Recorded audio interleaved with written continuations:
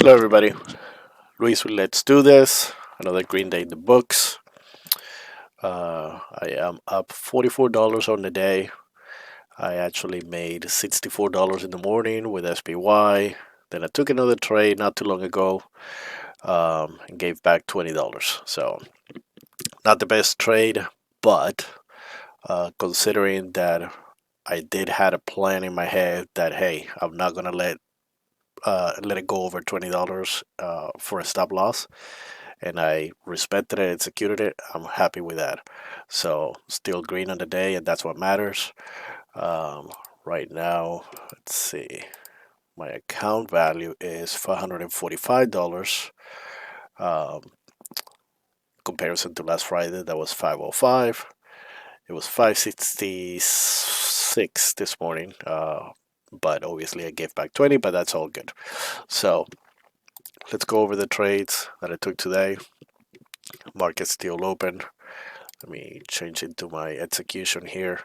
So first trade in the morning, very early. I was actually in the middle of a meeting, but it was one of those meetings where I don't have to talk too much. So thankfully, I could actually just kind of listen in and uh, pay attention to what was happening in the market.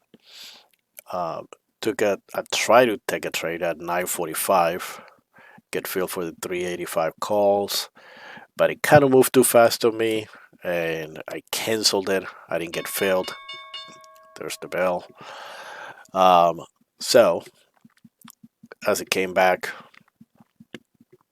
and 9:46, pretty much about a minute and a half later, pulled back again, and it looked like it was holding. This time I pulled the trigger. 110. I did get filled at the 110, and it was a pretty fast moving, almost perfectly executed type of trade. I sold it at 9:47.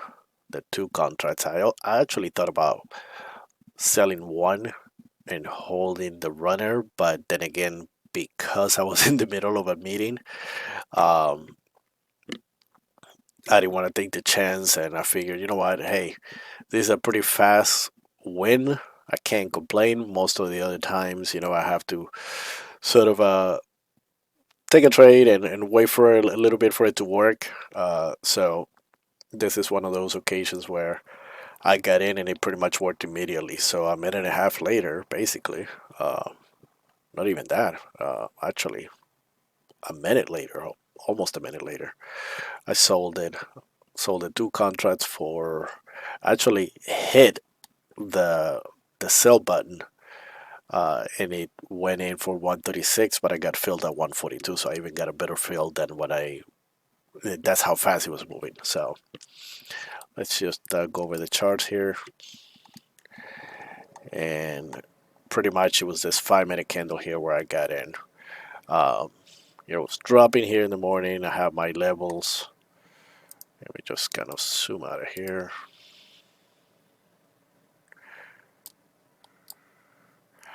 I have my initial levels, pre-market low,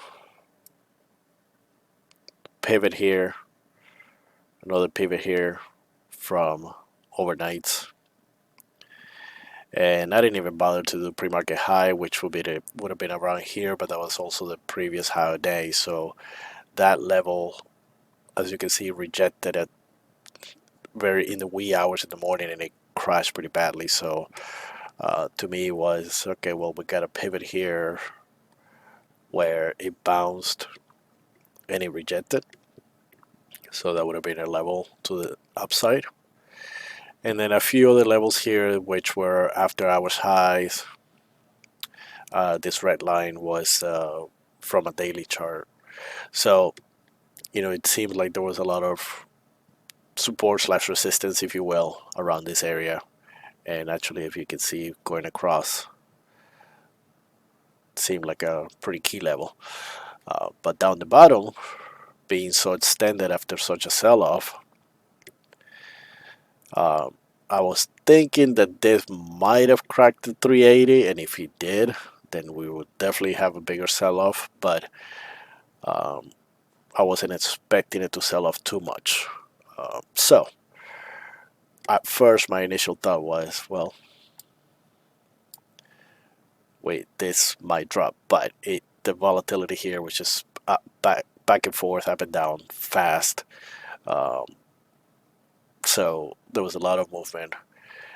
It obviously could not. It didn't even retest, or well, I mean, technically it's retesting here, but it didn't touch the pre-market lows. So these 3 5 minutes is obviously the first 15-minute candle, and that's when I decided to enter as soon as the new candle was forming. Well, 2 minutes into it, 9:46. So if I switch to the 1 minute chart,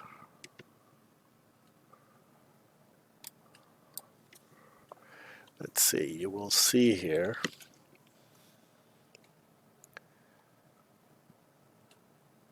how it just kept holding that line. 9:44, 9:46. So this is 9:45. This is when I try to enter, and it just moves so fast that, like at the top here, was already like the premiums were already at one in the high 120s, low 120s. I'm sorry. So I'm like, oh, no, I'm not gonna change it. I'm not gonna chase it. If it moves, it moves. For all I know and care, this could have rejected here badly, or could have hit this here, rejected badly. I don't know. I just feel like if I didn't get filled, it just wasn't meant to be. So forget it. So I canceled that order. Then he came back, and as I realized he was holding here and it was started to move up again, I decided to go ahead and go for it. So I did get filled. Actually, it took a couple of seconds because when I hit the order, it moved pretty quick, but it hit around 115 or so.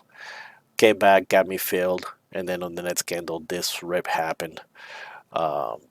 So again, I was up so fast that at this point, I wasn't thinking, and I should have been thinking, but like I said, I was in a work meeting.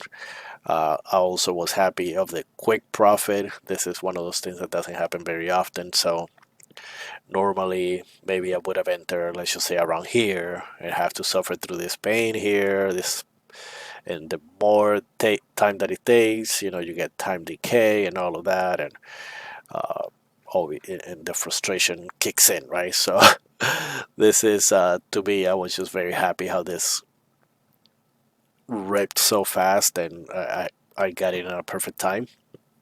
So I hit it, got out, and got filled for 142. So that's my $64 on the day. Then I kind of, been watching back and forth between work and just watching what's happening in the market. I decided to buy some puts, 377 puts for tomorrow's expiration, not today. This is obviously later in the day, 331. Now, not the greatest trade, 331 through 336. I was looking at the 5 minute chart, and let's see.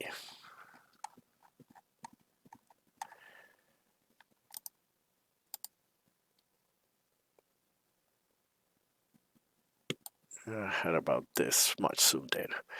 So it kind of stayed in this little box here, right? Where basically it was just trading up and down in that little area. And if I draw a little box in there, kind of right here, right? So it was in that range. Possibly, you know, head and shoulder type of situation, right? So, but, and I kept watching this level here, and I'm thinking, this yellow line that I had, it kept bouncing off of it, it kept testing. The EMAs were crossing over, and man, I was here when this happened, and I was, through these last few candles here, and I was thinking, this is it, it's going to happen, it's going to drop. And if it does break, VWAP was almost guaranteed. I hesitated, did not take it. So, in the context of, let me remove this drawings here and change this to 15 minutes. I had this 15-minute trend line here, and then this is that one drop on the 5-minute chart. So, since that trend line had broken, I felt that okay, let's just wait for sort of a little bit of a bounce and try to catch a bigger flush here. Um, and that was kind of my thought process. That trend line had broken. Uh, I obviously could have also keep it in consideration. Hey, I got a key level here, which is after hours low, right? And it's obvious that it tested right there. So we got that. Let's see. Oops. We got this point here, this point there, there, right? Here again, I could have gone long in reality after such a big candle, looking for this, but I felt that the train line crack may have been a bigger move to the downside, so I entered for puts. It is what it is. And I thought to myself, all right, well, I'm already green for the day. I'm gonna get puts that are under excuse me, under $100. Um, so I got in on the 377 puts for tomorrow. 97 cents. I actually got filled at 96. So, and I said, all right, well, I'm not gonna hold overnight because this anything could happen in this market. So, um, I figure I'm gonna raise $20. That's as much as I'm gonna let go. If it rips through me and it's I get to that $20 mark, I'm just gonna cut it. I'm not gonna think about it. I'm not gonna hope. I'm not gonna uh, try to overanalyze that. Oh, it might return and reject and go down again. It might be in the green, which technically kind of did, but when I cut it, it was around here on this trend line. So, um, so it obviously I would have been even lower at the top of this wick here, um, and then it rejected, and then right here would have been green. But hey, it's near the close of the day, so whatever. I gave $20 back, no big deal. I executed my plan. This could have easily flushed, right? There's obviously two ways to that things can happen. They either go up or down. That's it. Uh, well, I guess it could go sideways too, but in a sense of when you enter a trade, um, chances are that it's probably up or down are just the two most logical places where something is going to go, right? Um, didn't happen for me. It would have been nice if it did. I would have caught a nice little flush here to this next level. Um, but hey, whatever. I gave $20 back. I'm still green for the day. That puts me at 7 straight days in green. My account of 545 is actually up about 65% since I started with the $330. So that's not bad at all. I'm still within reach of my goal, which is $1,000 in a month. And yeah, no big deal. Tomorrow's another day, and hopefully we can catch another move, right? So that's it. I cut it. Let's see, about 5 minutes later. If I switch to the 5-minute chart, kind of zoom in right there. This is the one candle that I entered, hoping for okay, a little bounce here. Great. Hit this low, let it bounce up. I was looking at the 1 minute too, looking at the EMAs, and I figure, maybe reject EMA crossover, flush even bigger. Did not get that. The next 5-minute candle here started going through. I said, nope. I saw $20 on my PNL, $20 loss. I hit it. So you can see it actually When I hit it, it said 75, which means it would have been $21.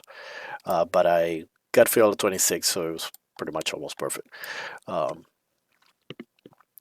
so yeah, that's it, man. Uh, Thank you guys for watching and for following me through this journey.